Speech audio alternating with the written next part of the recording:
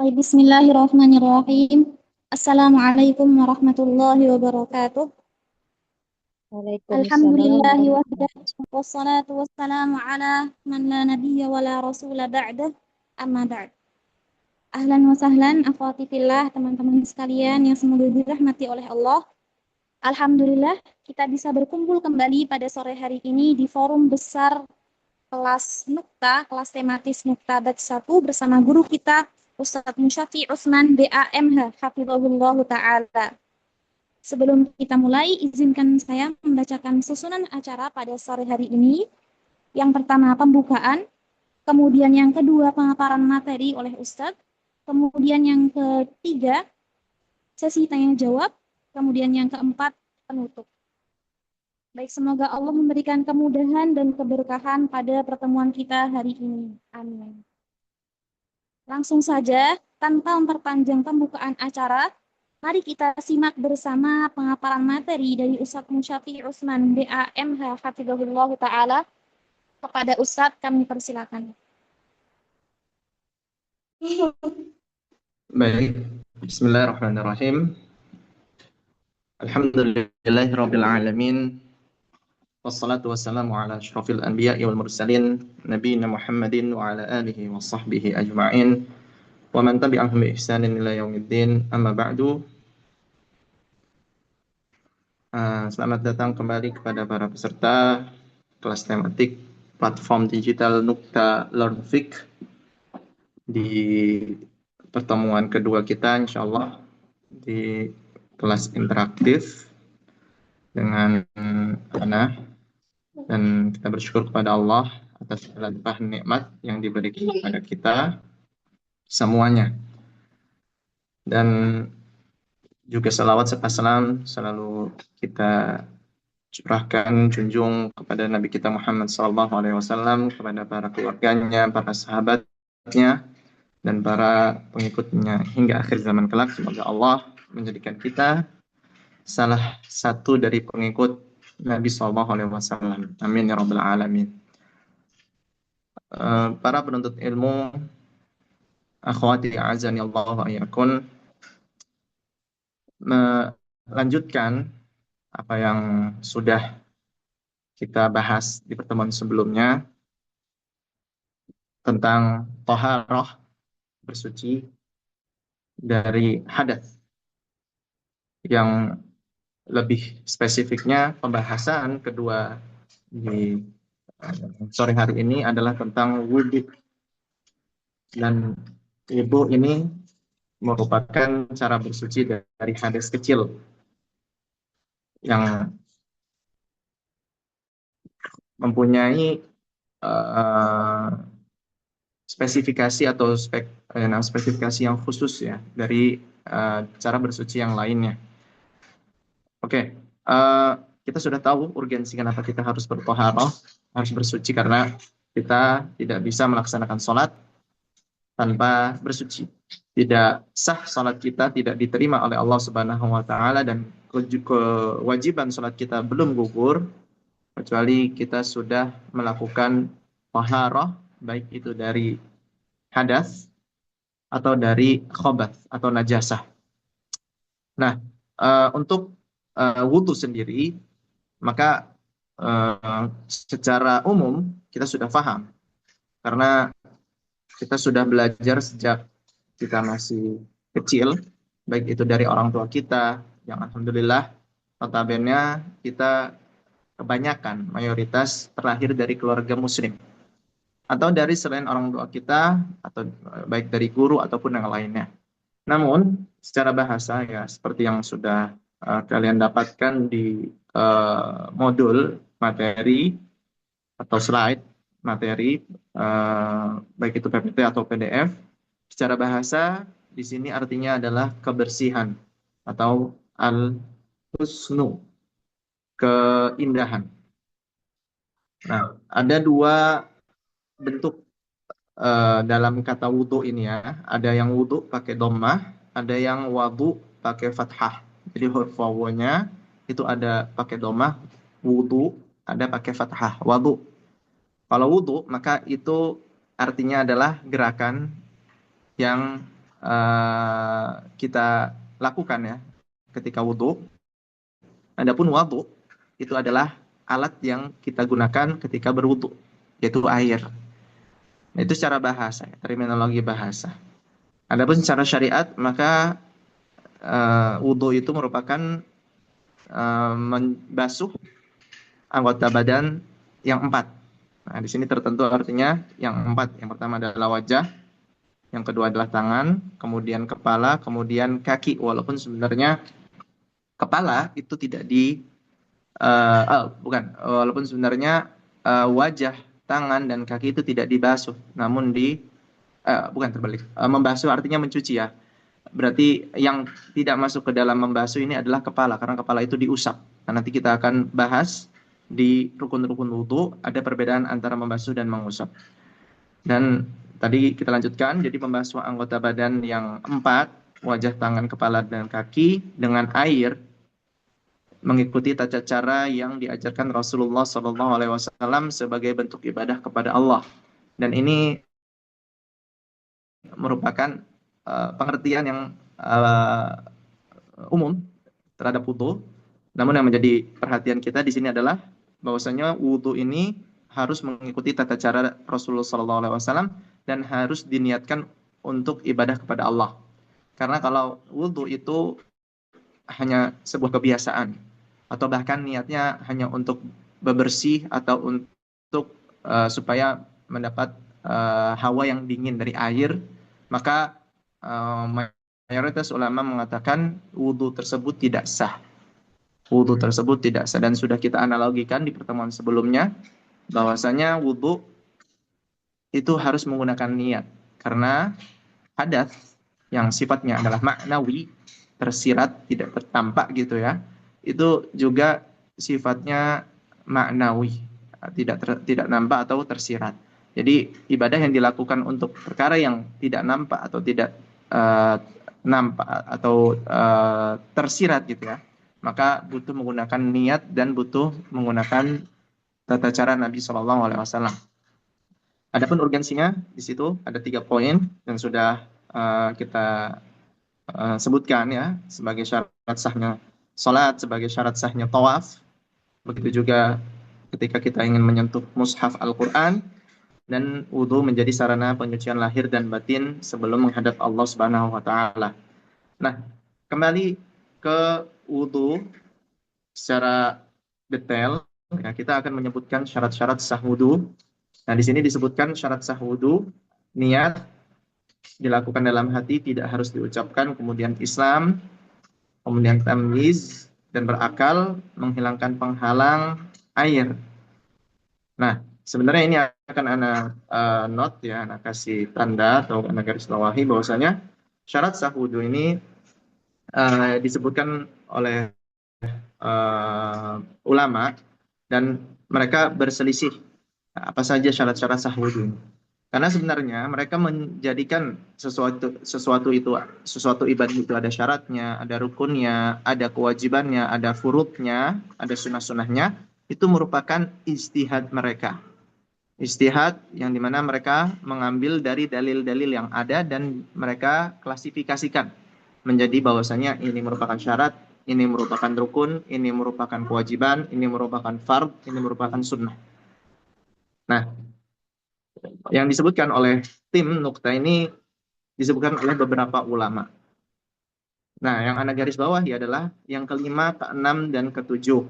Kelima, keenam, dan ketujuh. Karena kelima, keenam, dan ketujuh itu mayoritas ulama menyebutkan mualah yang berkesinambungan, tertib atau berurutan, dan memasuk seluruh anggota wudhu itu bukan di dalam syarat sah, namun di dalam rukun-rukun wudhu atau furud wudhu, kewajiban, yang dimana mereka itu semuanya berada di dalam wudhu, bukan di luar wudhu. Jadi gini, cara membedakan antara syarat dan rukun itu apakah berada di luar ibadah atau di dalam ibadah. Kalau dia berada di luar ibadah, di luar wudhu, maka itu merupakan syarat. Adapun ketika ia ada di dalam ibadah, maka itu merupakan rukun. Nah, contohnya niat. Niat ini berada di dalam wudhu atau di luar wudhu. Nah, maka jawabannya ada di luar wudhu. Walaupun nanti akan berkelanjutan sampai di dalam wudhu, maka ia masuk ke dalam syarat. Contohnya Islam. Islam ini harus ada sebelum wudhu atau pas wudhu. Maka jawabannya sebelum wudhu. Karena orang non-muslim atau kafir itu tidak bisa melakukan wudhu. Walaupun melakukan wudhu, maka tidak sah wudhunya. Begitu juga tamyiz, ya, atau berakal, atau juga baligh, ya. Jadi wudhu itu sah ketika sudah tamyiz dan berakal, atau sudah tamyiz atau berakal dan baligh. Nah, kemudian adapun mualah, berkesinambungan, itu sebenarnya berada di dalam ibadah saja. Karena wudhu belum dilakukan. Tertib pun sama, berurutan, wudhu belum dilakukan, maka dia ada di dalam ibadah, maka cocoknya masuk ke dalam rukun wudhu atau ke dalam fard wudhu, kewajiban wudhu, yang dimana rukun wudhu atau fard wudhu ketika tidak dilakukan, maka wudhunya batal. Bagaimana konsekuensinya? Harus dilakukan. Kalau tidak dilakukan, maka batal. Begitu juga membasuh seluruh anggota wudhu, ini bukan masuk ke dalam syarat, tapi masuk ke dalam rukun atau fard, kewajiban, ya. Nah, ini yang disebutkan oleh mayoritas ulama.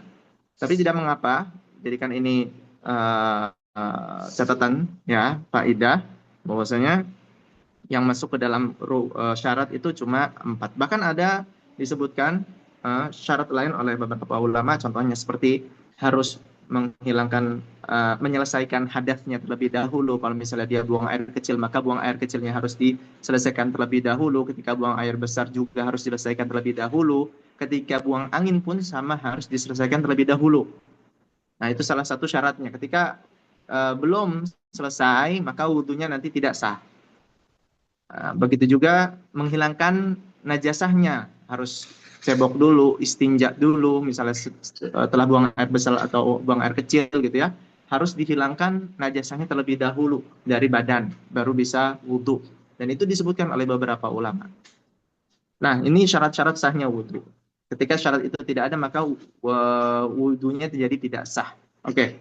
Masuk ke dalam rukun-rukun wudhu, atau bahasa lainnya adalah kewajiban-kewajiban wudhu, atau bahasa lain yang lagi adalah furud wudhu. Jadi fard-fardnya wudhu. Nah, di situ disebutkan ada 5. Ada 5, namun yang menjadi inti di sini adalah 4 rukun atau 4 kewajiban. Yang pertama adalah membasuh wajah secara sempurna. Nah, kalimat membasuh itu artinya adalah menyiramkan air atau mengucurkan air. Bukan hanya membasahi dengan sisa-sisa air yang ada di anggota badan lainnya. Maka ini sifatnya adalah wajib. Ketika kita ingin berwudu, ingin mencuci wajah kita, membasuh wajah kita, maka harus menyiramkan atau mengalirkan air ke wajah secara sempurna. Dan wajah itu ada batasannya. Kalau batasan tingginya itu berarti dari tempat pertama numbuhnya rambut sampai ke dagu, sampai ke ujung dagu. Adapun lebarnya dari ujung kanan, ya, pas tempat tumbuhnya daun telinga, ya kan, itu ada tumbuh kayak tulang lunak gitu, ya, yang menutupi lubang telinga itu kalau kita pencet, nah, sampai ke yang bagian kiri. Jadi itu merupakan wajah. Dan itu harus menyeluruh. Kemudian yang kedua, rukun yang kedua adalah membasuh kedua tangan sampai siku. Nah, tangan di sini berarti ukurannya adalah dari ujung jari jemari sampai ke siku, dan siku masuk ke dalam rukun. Bahkan disunahkan melebihi siku supaya dalam rangka kehati-hatian. Dan itu juga membasuh, artinya mengalirkan air atau mencuci. Nah, adapun yang ketiga, di sini bahasanya adalah mengusap, atau dalam bahasa Arabnya adalah al-mashu. Nah, mengusap ini tidak harus dialiri air, namun cukup dibasahi saja dari sisa-sisa air yang ada sebelumnya. Ada sebelumnya artinya kita ngambil air, kemudian kita tumpahkan airnya dari kedua telapak tangan kita, kemudian dibasahi di rambut, yaitu dengan cara mengusap, kemudian dari depan ke belakang, kemudian dari belakang ke depan lagi. Bagaimana Ustadz kalau misalnya wanita yang rambutnya panjang? Nah, yang ditekankan di sini bukan mengusap rambut, tapi yang ditekankan adalah mengusap kepala. Jadi cukup kepalanya saja walaupun rambutnya panjang. Oke, kemudian yang keempat adalah membasuh kedua kaki. Kaki-kaki di sini artinya adalah telapak kaki ya, sampai kedua mata kaki. Jadi batasannya dari ujung telapak kaki, ya, jari jemari telapak kaki sampai mata kaki, dan mata kaki masuk ke dalam sesuatu yang dibasuh atau yang dicuci. Nah, adapun yang kelima berurutan dan keenam tadi mualah atau berkesinambungan itu merupakan rukun wudhu juga berdasarkan pendapat mayoritas ulama. Artinya berurutan adalah kita melakukan itu dari wajah, kemudian ke tangan, kemudian ke kepala, kemudian ke kaki. Adapun kalau kita bolak-balik maka wudhunya tidak sah. Begitu juga mualah berkesinambungan artinya tidak kita tidak mencuci suatu anggota badan sampai kering anggota badan yang sebelumnya. Ketika anggota badan yang sebelumnya kering, maka terputus wudhunya dan tidak ada berkesinambungan dan batal wudhunya. Seperti itu. Jadi misalnya berurutan ini batasan seperti apa saat? Jadi kalau kita sudah mengusap wajah, kemudian kita keluar dari tempat wudhu, ngapain misalnya masak atau apa, cuci baju atau cuci piring misalnya di rumah gitu ya. Terus kita masuk lagi ke tempat wudhu, kemudian mencuci tangan. Kita lihat apakah wajah yang tadi kita cuci sudah kering. Nah, kalau sudah kering maka wudhunya sudah terputus. Jadi tidak bisa mencuci tangan langsung, namun harus diulangi wudhunya. Nah, itu arti dari berkesinambungan. Ya, dan tata cara wudhu tadi sudah disebutkan ya, karena mempersingkat waktu. Adapun sunnah-sunnah wudhu itu selain rukun-rukun wudhu atau kewajiban-kewajiban wudhu. Misalnya seperti berkumur-kumur atau memasukkan air ke dalam hidung menurut beberapa pendapat ulama, namun mayoritas mengatakan bahwasanya berkumur dan memasukkan air ke dalam hidung itu merupakan rukun atau kewajiban berwudu. Ketika ditinggalkan maka wudunya tidak sah. Nah, walaupun di sini disebutkan termasuk ke dalam sunnah ya, tidak masalah karena itu beberapa ulama mengatakan seperti itu. Tapi yang dikatakan oleh mayoritas ulama adalah berkumur dan masukkan air ke dalam hidung atau istinsyak itu merupakan kewajiban atau rukun wudu. Nah, kemudian mengucap basmalah itu merupakan sunnah, kemudian mengulangi gerakan wudhu sebanyak 2 atau 3 kali itu juga merupakan sunnah, dan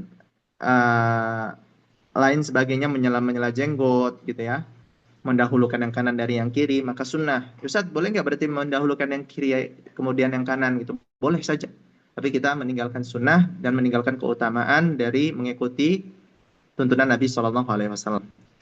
Nah, membaca doa setelah wudhu juga termasuk ke dalam sunnah. Nah, masuk ke dalam pembatal wudhu, dan ini pembahasan terakhir dari kilas atau review materi kita di sore hari ini insya Allah. Dan pembatal wudhu ini adalah hal-hal yang kalau ada atau kita kerjakan, maka sejatinya wudhu kita menjadi batal dan konsekuensinya ibadah kita menjadi tidak sah. Karena ibadah kita itu sholat atau tawaf gitu ya, itu berhubungan erat dengan bersuci. Ya, khususnya di sini wudhu. Ketika wudhu kita batal, maka ibadah kita pun tidak sah. Nah, di sini disebutkan beberapa pembatal wudhu, ada 6 ya. Yang pertama adalah keluarnya sesuatu dari kubul atau dubur. Jadi 2 lubang manusia, depan dan belakang. Seperti kencing atau kotoran buang air besar. Nah, yang sifatnya adalah normal. Kemudian yang kedua adalah tidur. Nah, tidur ini sebenarnya bukan termasuk pembatal wudhu secara langsung, tapi dia jalan untuk wudhu itu bisa batal. Karena apa? Ketika kita tidur atau manusia tidur itu, sejatinya dia tidak tahu apa yang keluar dari dua salurannya. Dia tidak tahu apakah keluar angin, dia tidak tahu apakah keluar air kencing. Ya, maka sejatinya tidur ini merupakan madhinnatun li naqdil wudu. Jadi dia bisa menjadi jalan untuk wudu itu batal. Jalan untuk wudu itu batal. Bahkan disebutkan di dalam suatu riwayat bahwasanya mata ini ketika masih terbuka itu merupakan ikatan yang kencang untuk keluarnya sesuatu dari dua saluran manusia, baik itu kubul atau dubur. Nah, ketika sudah dipejamkan artinya tidur, maka seakan-akan ikatan itu copot. Ikatan copot, akhirnya kita nggak bisa ngontrol apa yang akan keluar dari dua saluran kita, gitu ya. Nah, itu yang kedua. Yang ketiga adalah hilangnya akal seperti mabuk atau gila. Nah, itu juga merupakan pembatal wudhu. Kemudian yang keempat adalah menyentuh kemaluan tanpa pembatas. Menyentuh kemaluan tanpa pembatas, itu laki-laki maupun perempuan. Nah, yang kelima adalah makan daging unta. Ya, ini merupakan pendapat ulama dari kalangan mazhab Imam Ahmad. Ya, dan pendapat ini kuat karena ada hadis yang menunjukkan hal tersebut.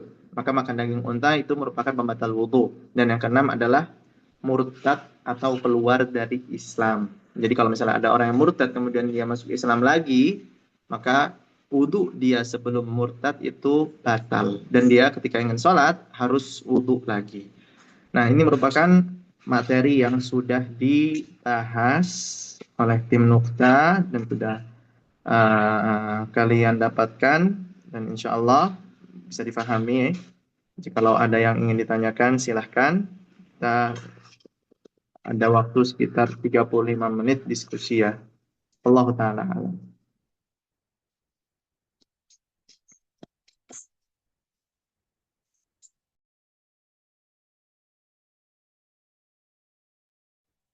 Baik, Masya Allah, tabarakallah. Jazakumullah khairan atas paparan materinya Ustazana.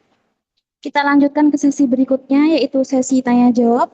Kami persilakan kepada teman-teman apabila memiliki pertanyaan, silakan disampaikan pertanyaannya melalui chat atau dengan raise hand. Sambil menunggu pertanyaan yang ingin ditanyakan langsung pada forum ini, kami izin membacakan beberapa pertanyaan yang masuk kepada kami sebelum forum Ustazana. Alhamdulillah sudah ada 4 pertanyaan yang masuk. Untuk pertanyaan pertama, apakah seorang perempuan yang sedang haid boleh untuk berwudu karena sebelumnya sudah menjadi kebiasaan? Oke, berwudu untuk perempuan yang sedang haid. Kalau dilihat tadi, syarat sahnya wudu adalah raf'ul hadath. Yang dimana hadas itu harus terangkat terlebih dahulu. Misalnya tadi ketika ingin buang air kecil, maka harus selesai buang air kecilnya sampai tidak ada buang air kecil lagi. Ketika buang air besar pun sama, ketika buang angin pun sama. Nah, sejatinya juga hadas besar ya, yaitu seperti haid, nifas atau junub. Haid, nifas atau junub. Nah, bagaimana ketika seorang yang haid ini ingin berwudu? Apakah wudunya sah atau diterima dan bernilai ibadah? Nah, kalau tadi dilihat dari syarat sahnya sebenarnya tidak sah gitu ya. Sebenarnya tidak sah.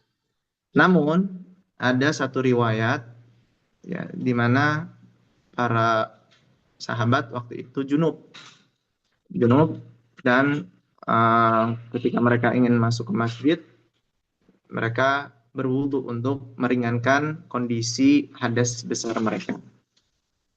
Nah, kok harus wudu? Karena kan ada di dalam Al-Quran, di surat An-Nisa itu, ada ayat yang berbunyi, ya ayyuhalladzina amanu, la taqrabus sholata wa antum sukara hatta ta'lamu ma taqulun wala junuban illa abiri sabil. Artinya tidak boleh seorang yang junub di sini memasuki masjid dan menetap di dalam masjid. Nah, akhirnya ketika ada larangan tersebut, orang yang junub ya, maka tidak boleh masuk ke dalam masjid kecuali dia sudah bersuci. Hatta taghtasilu, sampai mereka mandi besar. Nah, namun riwayat yang tadi disebutkan bahwasanya para sahabat berwudu untuk meringankan hadas mereka, kondisi mereka, maka ini bisa menjadi sebuah tuntunan bahwasanya orang yang junub ketika belum melakukan mandi besar dan ada kebutuhan di masjid, misalnya ingin bertemu orang di masjid. Kalau sholat kan nggak mungkin ya, karena sholatnya tidak sah kalau masih hadas besar, masih junub. Nah, ketika ingin mendengarkan kajian, misalnya gitu, ya di luar waktu sholat, maka boleh berwudu, dan wudunya di sini mempunyai pengaruh untuk meringankan kondisi junub mereka. Nah, pertanyaannya, apakah bisa dikiaskan antara junub dengan wanita haid? Apakah bisa dikiaskan atau dianalogikan yang dimana nanti wanita-wanita haid itu bisa mengambil hukum dari orang-orang yang junub? Nah, di sini ada perselisihan antara ulama yang rajih, insya Allah ya, ketika wudhu dari seorang yang haid itu dilakukan, maka asalnya tidak bernilai ibadah. Boleh, tapi ketika dia ingin menjadikan itu suatu ibadah yang bernilai gitu, maka tidak ada nilai ibadahnya, kecuali jikalau ia membutuhkan wudhu tersebut ketika misalnya ia ingin ke masjid untuk mendengarkan kajian. Maka walaupun di sini ada perselisihan apakah wanita haid itu hukumnya sama-sama orang yang junub gitu ya, ketika masuk ke dalam masjid boleh apa tidak, itu ada perselisihan yang besar antara ulama, dan yang rajih boleh, tapi dengan catatan kalau bisa diringankan dengan berwudu,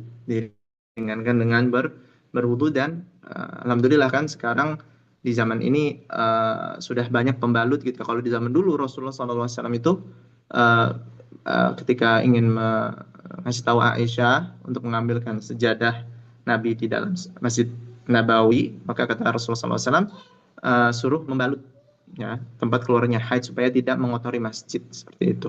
Alhamdulillah sekarang sudah aman, jadi bisa diringankan lagi dengan berwudu kalau memang ada kebutuhan, dan insya Allah wudu yang dilakukan oleh wanita haid ketika ada kebutuhan tersebut itu bernilai ibadah dan mempunyai dampak. Wallahu a'lam. Seperti itu.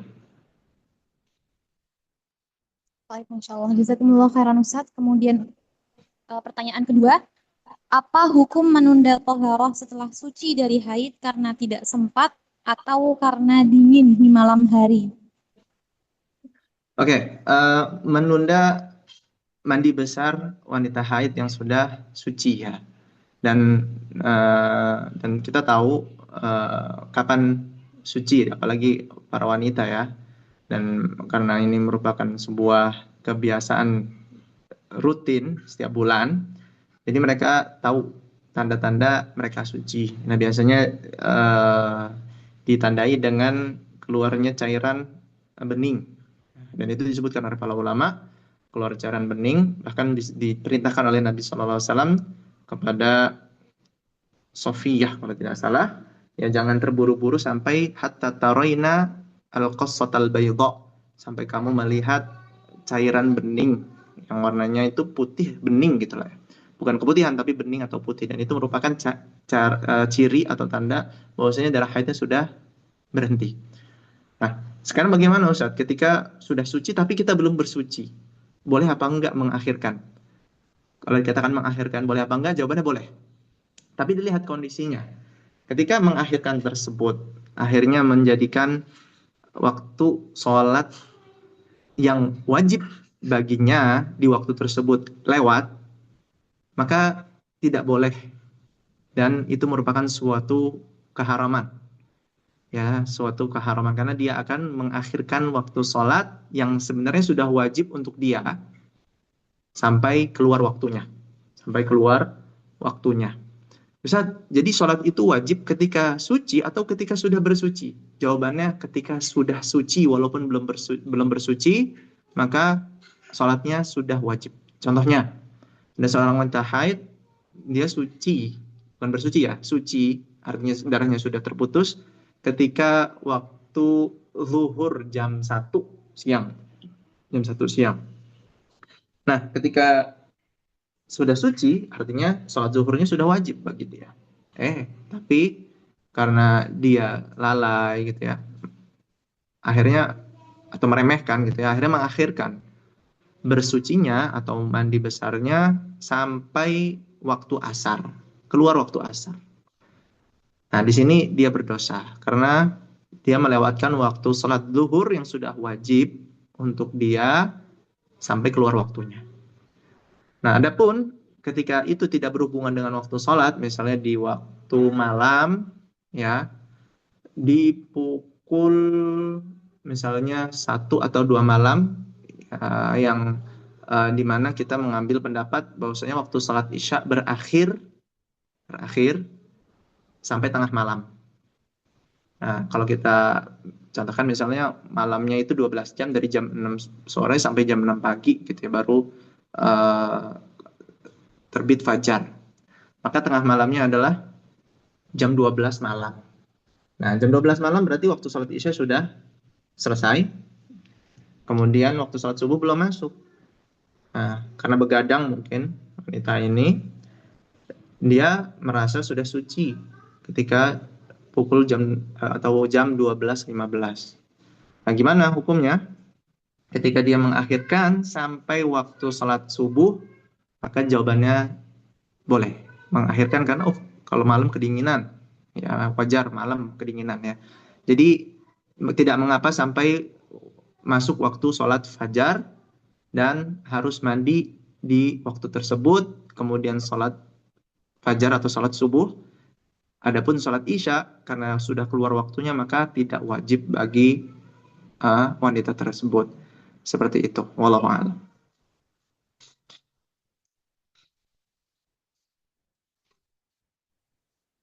Baik, jazakumullahu khairan Ustaz. Sebelum kita masuk ke pertanyaan berikutnya, apakah dari teman-teman sekalian ada yang ingin menanyakan pertanyaan secara langsung? Silakan untuk raise hand atau menuliskan di kolom chat. Baik, Ukti dan Fitria, silakan. Jazakillah khair. Mbak, Assalamualaikum warahmatullahi wabarakatuh. Terima kasih atas kesempatan yang diberikan. Yang ingin saya tanyakan Ustadz, adab saat kita selesai mandi, bolehkah kita langsung berwudu menggunakan handuk? Itu yang ingin saya tanyakan. Kemudian yang kedua, setelah kita buang air besar, saya pernah mendengar setelah kita buang air besar, sebelum kita berwudu, kita harus memasukkan kalau tidak salah jari ke dalam lubang anus kita, 1 ruas kalau tidak salah, baru kita boleh berwudu. Apakah itu benar atau apakah tidak perlu? Sekian. Assalamualaikum warahmatullahi wabarakatuh. Waalaikumsalam warahmatullahi wabarakatuh. Untuk pertanyaan pertama, masalah adab ketika kita sudah mandi besar, apakah kita boleh wudhu menggunakan anduk? Kalau mandi besar, kemudian wudhu, maka itu sudah otomatis.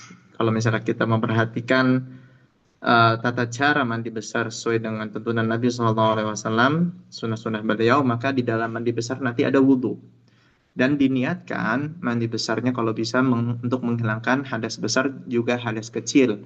Karena ada beberapa ulama yang mengatakan ketika kita niat untuk menghilangkan hadas besar saja, maka hadas kecil tidak terangkat. Ya, karena beda cara, maka beda niat. Nah, yang menjadi pertanyaan ketika wudhu, ya, kemudian pakai anduk, apakah itu merupakan adab? Ya, sah-sah saja karena tidak ada larangan untuk menggunakan anduk atau yang semisalnya untuk mengeringkan air bekas wudhu atau air bekas mandi. Karena Rasulullah SAW pernah diriwayatkan ketika beliau wudhu pun pernah menggunakan bahan-bahan tersebut untuk menghilangkan air bekas wudhunya.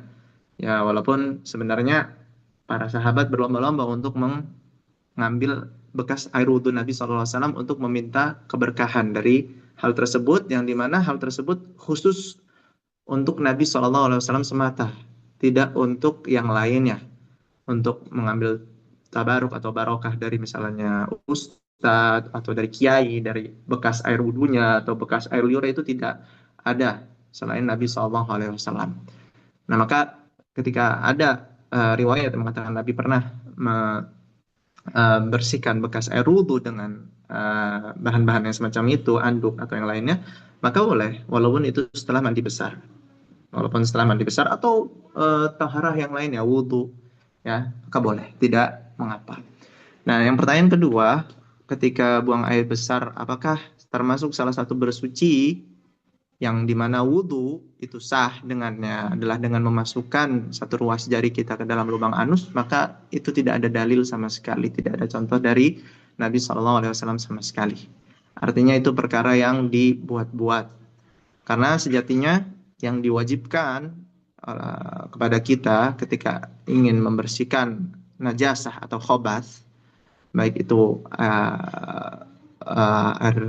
air kencing atau feses gitu ya, itu maka yang dilakukan ada dua hal. Yang pertama adalah istinja, artinya mencuci bekas kotoran, baik itu air kencing atau yang lainnya ya, mencuci dari tempat keluarnya, dan mencuci ini dengan air. Dan yang ditekankan adalah sampai hilang bekas tersebut dengan air. Nah, ada kemungkinan Ustaz, berarti ketika kita menggunakan air dan menggunakan tangan kita, ya, bekas tersebut tidak hilang 100%. Apa hukumnya ketika tidak hilang 100%? Maka hukumnya sisa dari yang sudah kita bersihkan ya, dengan usaha kita, dengan air, dengan tangan sebanyak 2 kali, 3 kali, bahkan sampai 4 kali, maka sisanya itu merupakan sisa yang dimaafkan oleh Allah Subhanahu wa taala dan tidak berpengaruh terhadap kesucian kita. Nah, yang lebih bagus lagi pakai cara kedua, yaitu istijmar, bersuci, menghilangkan kotoran menggunakan batu. Atau menggunakan tisu di zaman sekarang, walaupun sebenarnya ada perselisihan di antara ulama apakah itu juga termasuk istijmar apa tidak, wallahu alam. Tapi yang dicontohkan oleh Nabi SAW adalah menggunakan batu.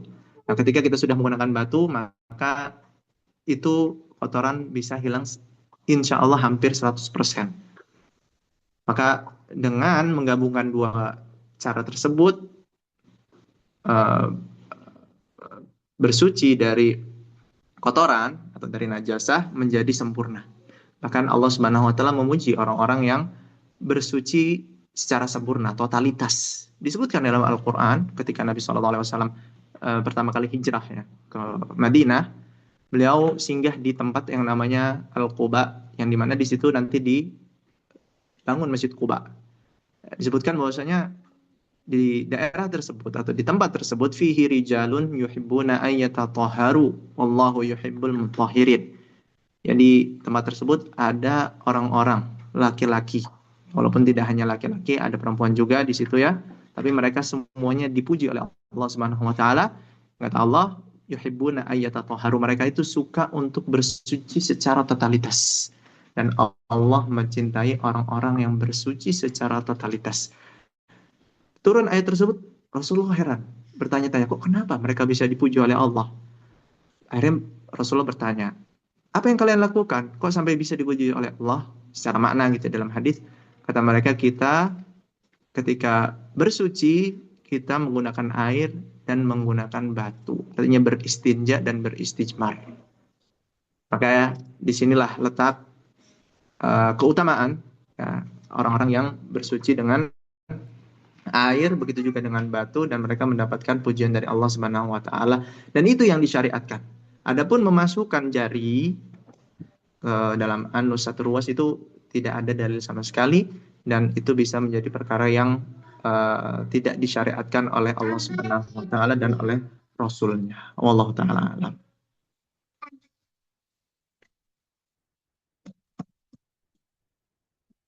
Baik, jazakumullah khairan Ustaz. Sebelum kita masuk ke pertanyaan ketiga, apakah ada yang masih ingin tanyakan dari teman-teman, ummahat dan akhwat sekalian?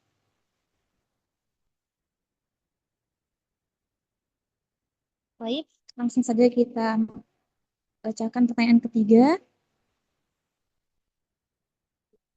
Tidur yang tidak membatalkan wudhu itu tidur yang seperti apa ya Ustadz? Jika tidur lelap atau bahkan sampai mimpi dalam keadaan duduk, apakah membatalkan wudhu? Jazakumullah khairan. Nah, untuk masalah tidur ini memang secara asal tidur tadi disebutkan sebagai pembatal wudhu. Tapi tidur yang seperti apa? Nah, secara detail ulama berbeda pendapat. Tidur yang seperti apa yang membatalkan wudhu? Nah, kalau dilihat dari kondisi orang yang tidur, maka orang yang tidur ini bermacam-macam ya. Dan yang lumrahnya tidur itu terlentang atau menjulurkan badan semuanya di bumi ya, atau di daratan. Maka itu tidur yang lumrah.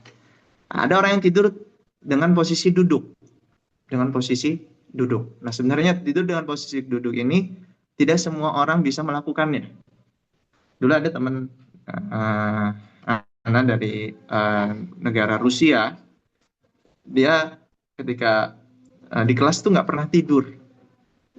Beda sama kita ya, di kelas yang mungkin masih bisa tertidur, bahkan suka tertidur.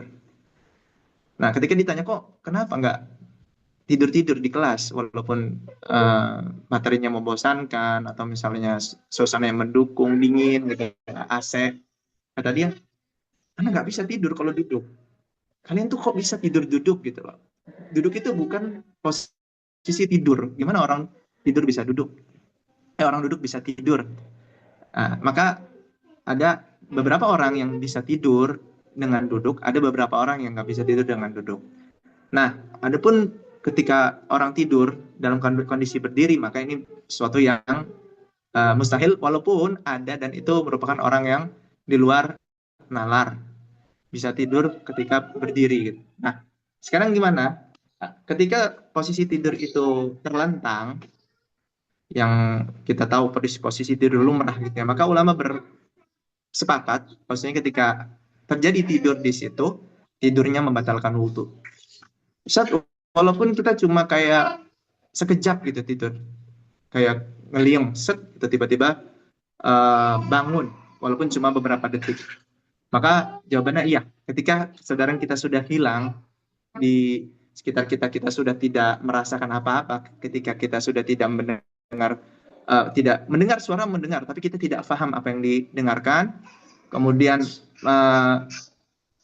merasakan kontak fisik, dia merasakan tapi kita tidak bisa sadar 100% gitu, walaupun cuma beberapa detik masa tersebut, dan dengan kondisi yang tadi tidur lumrah gitu ya, terlentang atau yang sejenisnya, maka ulama bersepakat bahwasanya tidur dengan gaya atau model seperti itu membatalkan wudhu. Sepakat.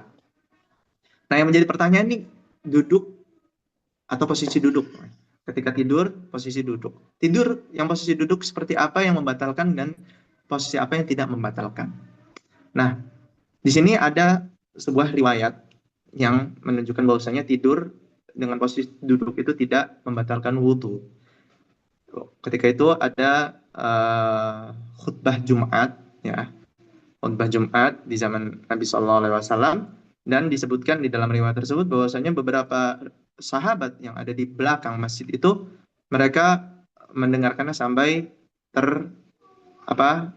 angguk-angguk kepalanya, artinya sampai terkantuk-kantuk, sampai tertidur, dan duduk mereka waktu itu adalah duduk sila yang dimana belakang punggungnya itu tidak ada tempat sandaran. Nah, maka di sini disebutkan oleh para ulama, duduk yang modelnya seperti ini sila dan tidak ada sandaran di belakang atau di samping atau di depan gitu ya. Artinya dia menyandarkan badannya dengan dirinya sendiri gitu. Maka duduk yang seperti itu, walaupun tertidur, tidur yang seperti itu tidak membatalkan wudhu. Tidak membatalkan wudhu. Nah, yang menjadi pertanyaan ketika duduk tapi sambil senderan, baik itu senderan punggungnya atau senderan pipi bagian kanan atau pipi bagian kiri atau senderan tangannya gitu ya. Itu bagaimana? Nah, mayoritas ulama mengatakan jikalau duduk itu menyender, maka duduk yang seperti itu membatalkan tidur yang seperti itu ya, dengan duduk yang menyender maka membatalkan wudhu. Membatalkan wudhu. Jadi duduk yang tidur yang tidak membatalkan wudhu adalah tidur yang posisinya duduk yang tidak ada senderan sama sekali, yang dimana senderannya hanya badan dia saja. Seperti itu, wallahu a'lam. Dan itu pendapat mayoritas ulama. Wallahu a'lam. Baik, jazakumullah khairan Ustaz. Kemudian pertanyaan keempat, apakah orang haid boleh memegang langsung Al-Quran terjemahan? Jazakumullah khairan. Oke, Al-Quran terjemahan. Al-Quran terjemahan itu harus dibedakan sama mushaf Al-Qurannya yang bertulis bahasa Arab. Kalau hanya terjemahannya saja tidak mengapa, karena terjemahan atau tafsir Al-Quran pun bukan mushaf. Nih, misalnya kita punya buku tafsir Ibnu Katsir misalnya, yang dimana tafsir Ibnu Katsir ini biasanya tebel. Nah, maka para ulama mengatakan boleh wanita haid, orang yang berhadas kecil atau berhadas besar untuk memegang buku tafsir, karena sejatinya tafsir itu bukan mushaf. Sama seperti misalnya ada Al-Quran yang ada terjemahannya, yang dimana ketika terjemahannya lebih banyak halamannya daripada bacaan Al-Qurannya, maka sejatinya itu bukan mushaf. Nah, yang menjadi perselisihan itu adalah ketika itu mushaf saja, tidak ada tafsirnya atau tidak ada terjemahannya, di situ baru apakah yang megang itu harus suci atau yang berhadas pun boleh pegang. Nah, perselisihannya di situ. Nah, ada permasalahan di sini, ada tafsir yang kalau antun tahu ya, kalau kalian tahu ada tafsir karya Imam Suyuti, itu tafsir Al-Jalalain ya, tafsir Al-Jalalain. Itu tafsir Jalalain itu kan seakan-akan dia mentafsirkan satu kata satu kalimat saja, artinya pendek gitu. Nah, itu ada perselisihan antara ulama, apakah tafsir Jalalain itu boleh dipegang oleh orang-orang yang berhadas atau tidak boleh, karena nisbahnya atau persentasenya hampir sama, 50-50, bahkan mushaf atau bacaan Al-Qurannya bisa lebih banyak daripada tafsirnya. Nah, itu ada perselisihan di antara ulama. Intinya, jadi ketika itu Quran terjemahan, maka sejatinya ia keluar dari kata mushaf, karena ada terjemahan di situ, yang dimana biasanya terjemahan bisa lebih banyak halamannya daripada bacaan Al-Qurannya. Nah, yang menjadi larangan, yang menjadi perselisihan di antara ulama itu yang tadi, ketika mushaf ya Quran saja tidak tafsirnya, tidak ada terjemahan, maka apakah boleh dipegang oleh orang yang berhadas atau tidak boleh? Maka yang rajih, yang kuat pendapatnya adalah tidak wudu, atau yang berhadas besar, baik itu yang junub laki-laki misalnya mimpi basah dia belum bersuci, kemudian perempuan juga misalnya suami istri gitu, habis melakukan hubungan suami istri belum bersuci, maka mereka tidak boleh. Begitu juga orang haid. Orang haid tidak boleh memegang mushaf. Wallahu a'lam. Baik, jazakumullah khairan Ustaz. Alhamdulillah sudah ada satu pertanyaan lagi yang masuk selain 4 pertanyaan di awal. Sebelumnya kami tanyakan kembali, Silakan. apakah dari teman-teman ada yang ingin mengajukan pertanyaan langsung, silakan untuk raise hand atau menuliskan pertanyaannya di kolom chat.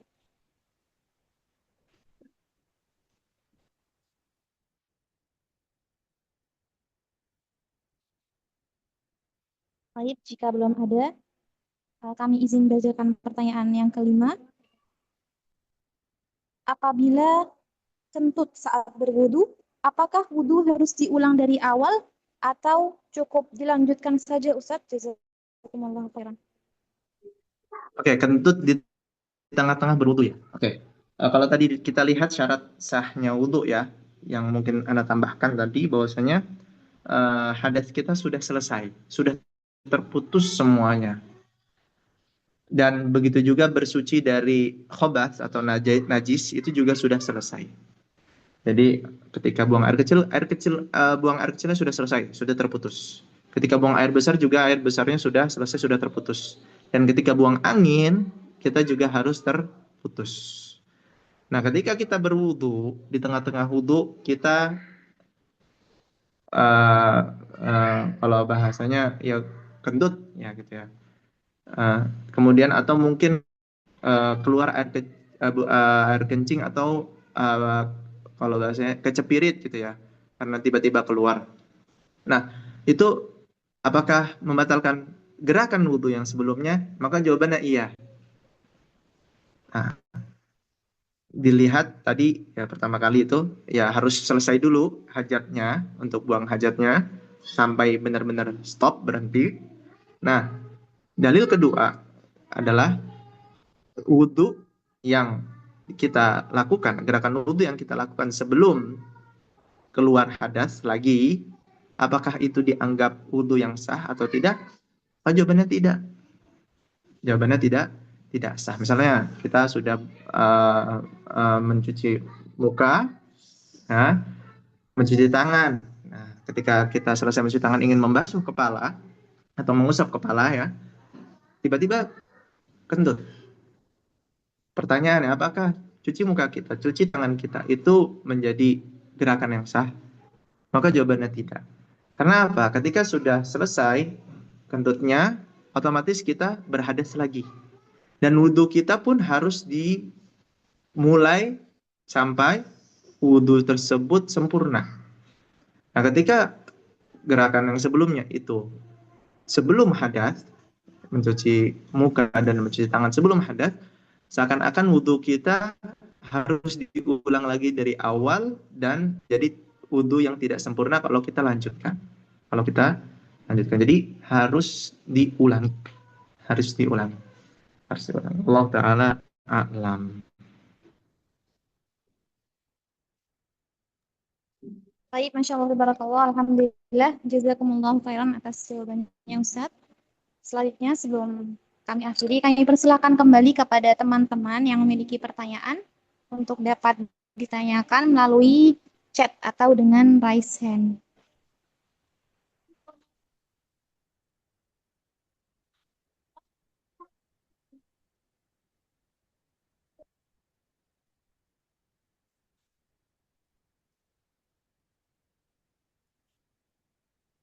Baik, sepertinya tidak ada lagi yang akan mengajukan pertanyaan ya.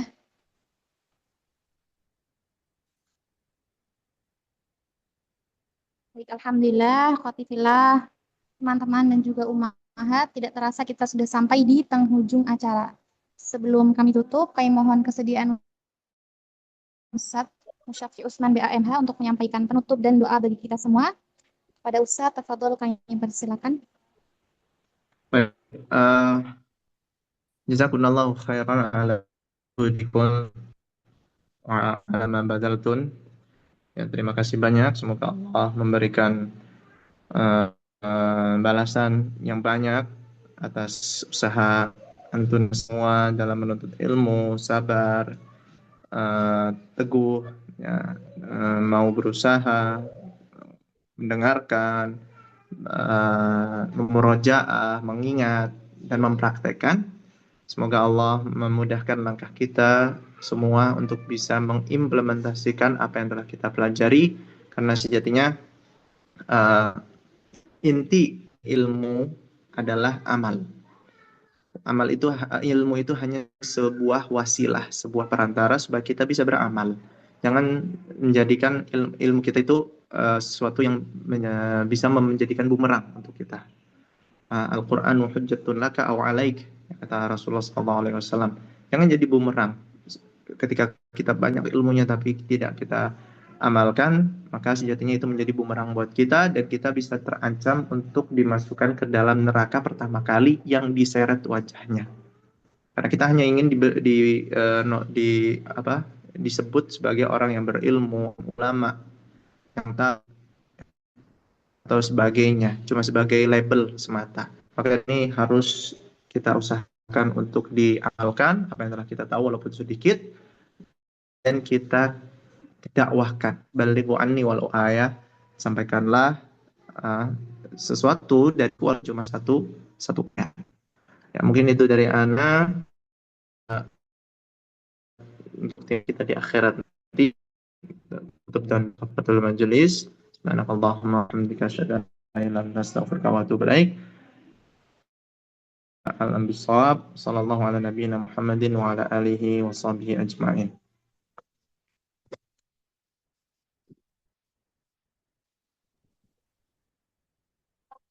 Baik, jazakumullah khairan Ustaz atas bimbingan dan juga doanya. Kami juga ucapkan terima kasih kepada seluruh akhwat, ummahat, teman-teman yang membersamai dari awal hingga akhir acara.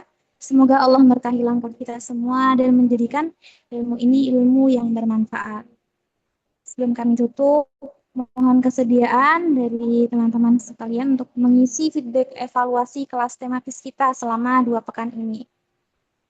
Baik, kita tutup dengan doa kafatul majelis. Subhanakallahumma bihamdika asyhadu an la ilaha illa anta astaghfiruka wa atubu ilaik. Wassalamualaikum warahmatullahi wabarakatuh.